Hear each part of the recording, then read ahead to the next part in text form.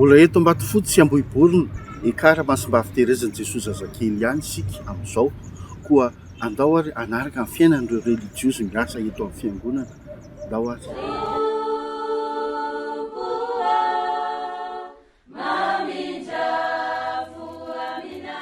Fikambanan'ny maserany fomasiny Jesoa avy Andrakizy izay naorin'ny mera Maresikiny tamin'ny 7 May 1970.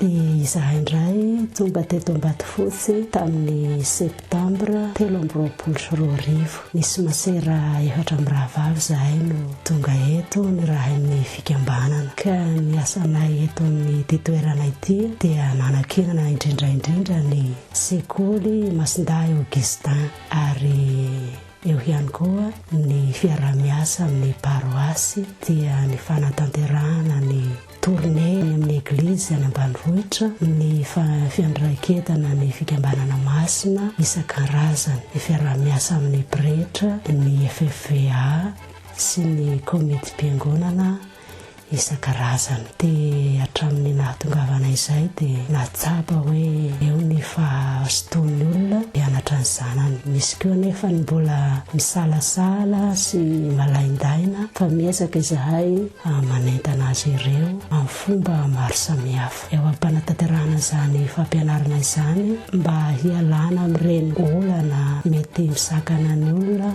tsy hampianatra ny zanany dia nanatanteraka izahay ny cantine scolaire satria indraindray ny ankizy mitondra sakafo mangatsiaka dia nasiana izay cantine scolaire izay amin'ny vidiny mirary araka izay hoe aty ambanivohitra dia atao mifanentana amin'izay ny zava-misy.